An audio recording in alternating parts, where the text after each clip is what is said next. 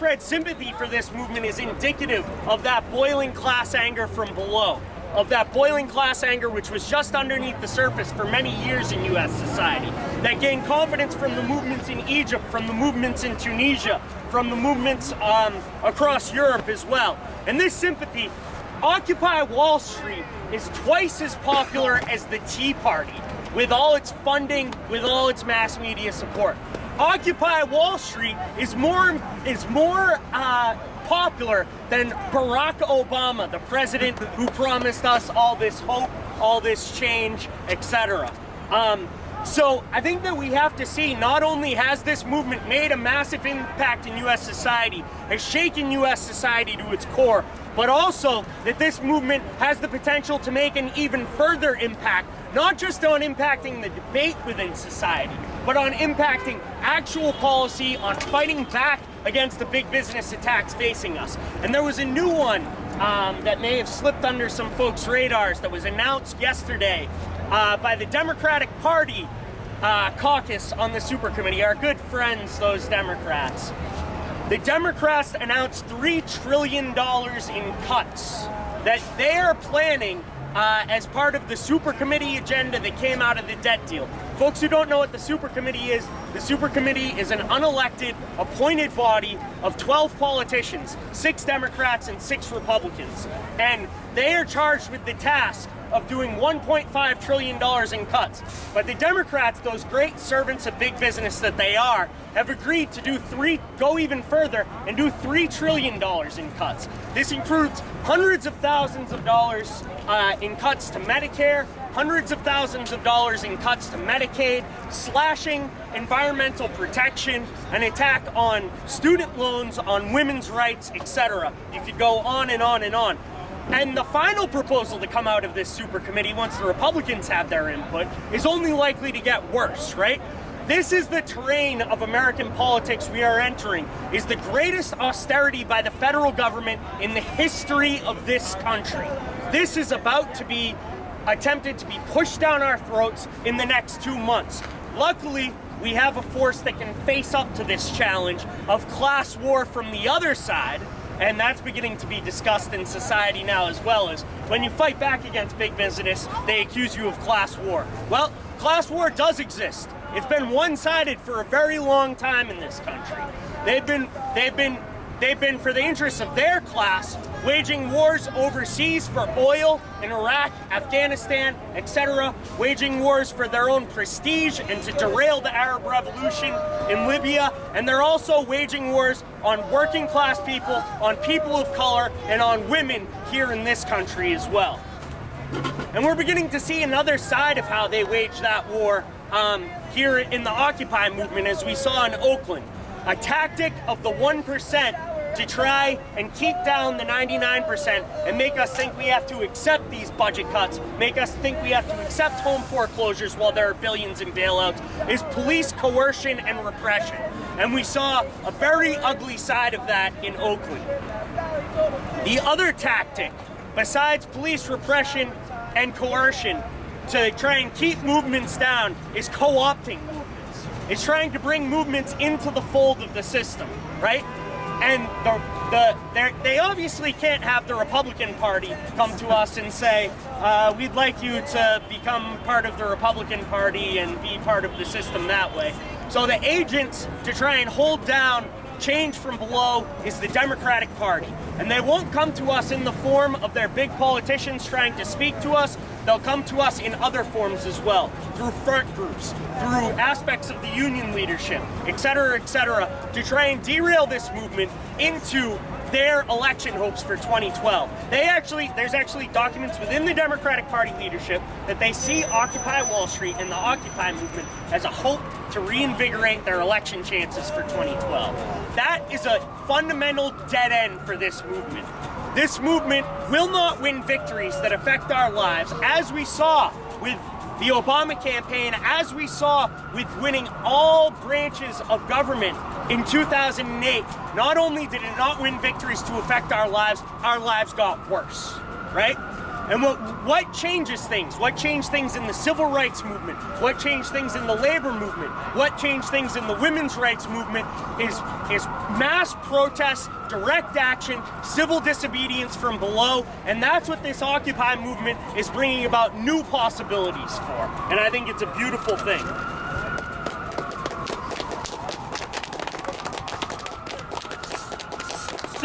So I think this movement is at an impasse, and Oakland's a sign of that. The potential to increase the struggle in Oakland, potentially through strike action, but then also the other side of it, the police repression, and oftentimes the dwindling down of the movement as it becomes exhausted.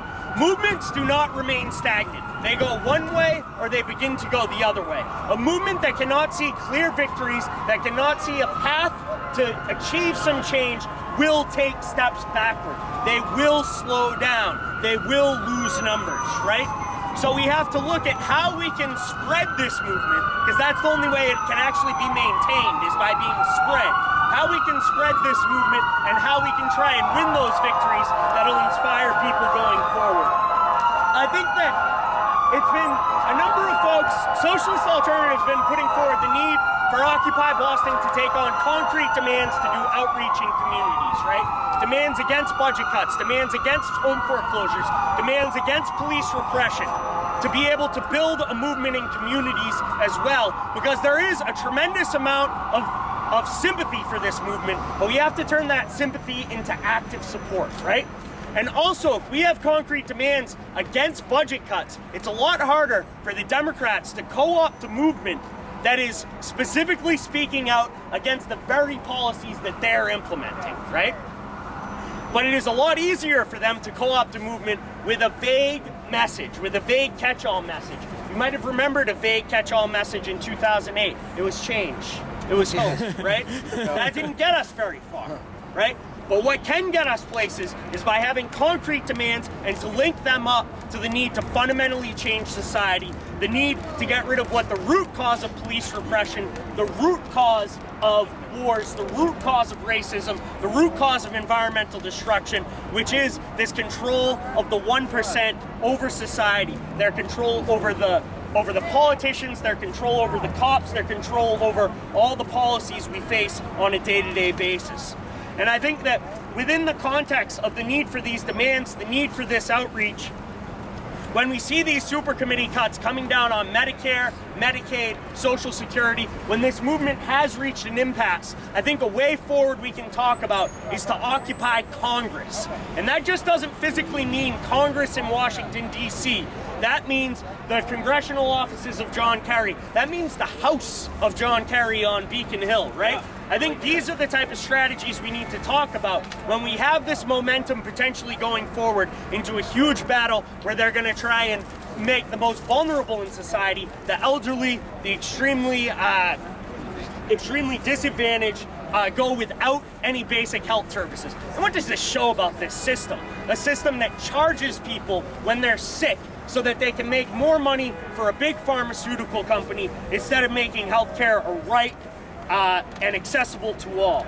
I think another thing that we have to talk about in this movement as well is the structure we want to take going forward. There are limits to these general assemblies, right?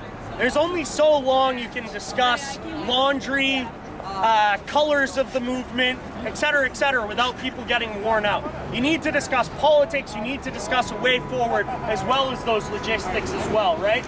So I think that an idea, especially as it gets colder, is for mass conferences of not only the people who are occupying, but the mass support that the Occupy movement has had, of hundreds of people, of even thousands of people in some cities, democratically discussing and deciding in a participatory way what are the next steps forward for the movement. These are the types of things that can sustain us through the winter so that we can come back with full force in the spring with mass actions.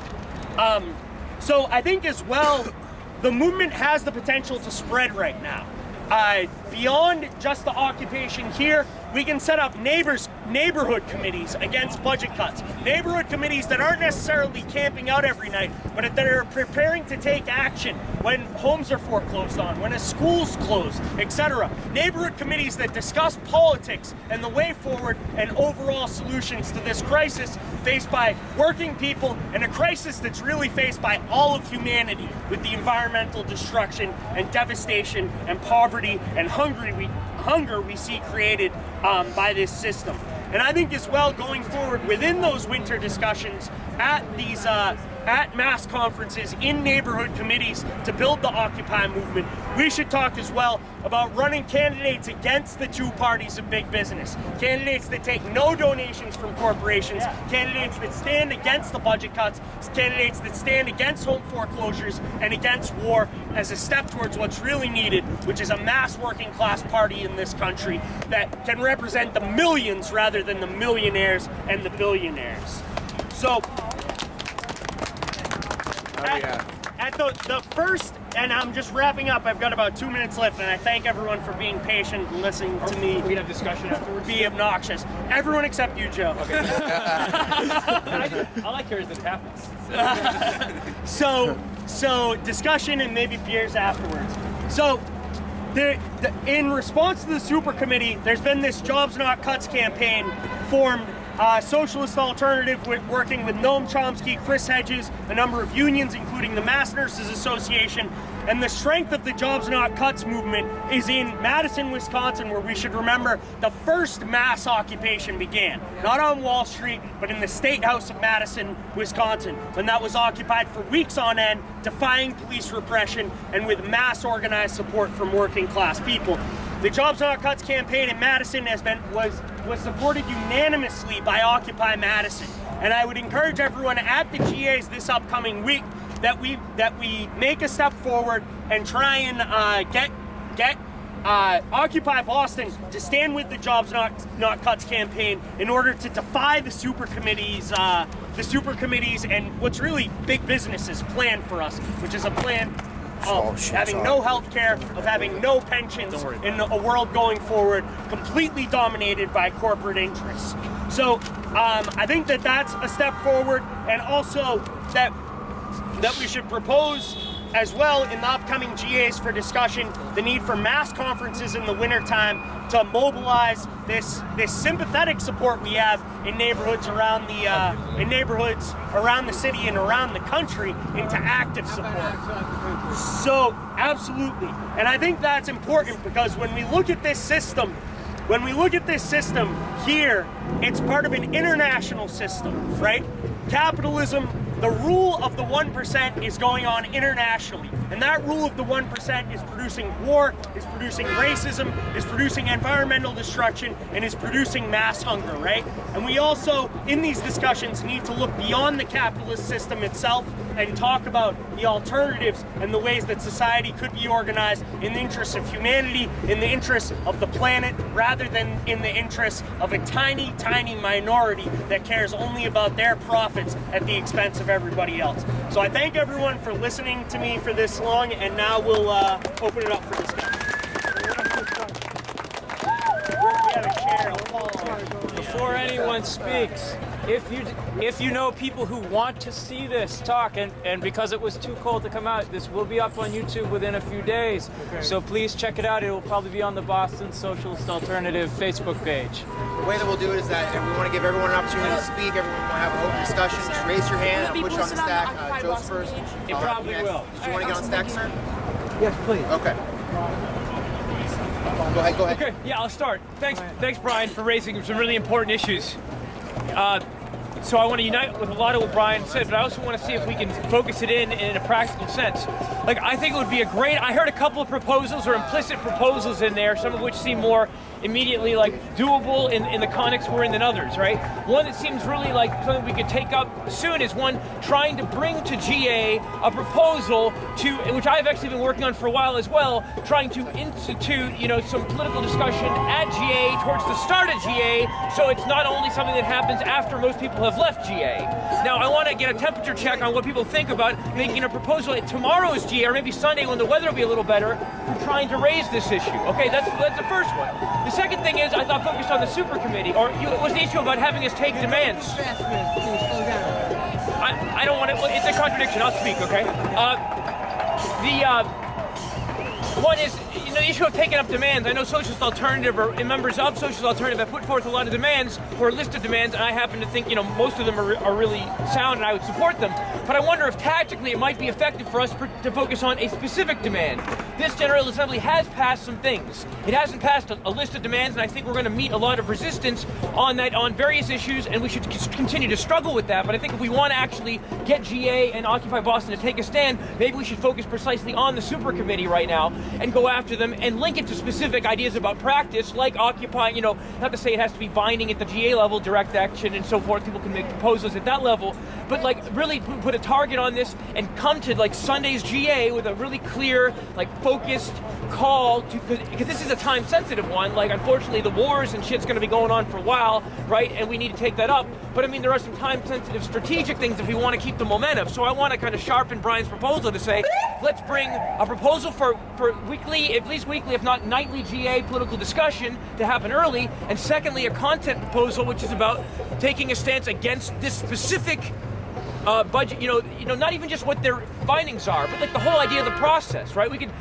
because one of the things we can expose about is how undemocratic this process is, right? And we can contrast with that with what Occupy Boston stands for, as well as take on the specific issues. So I wanted to kind of sharpen those into, those would be my kind of reflected back two proposals based on what Brian said. A final point, which is more like a plug, some of you probably already know about it, I know some of you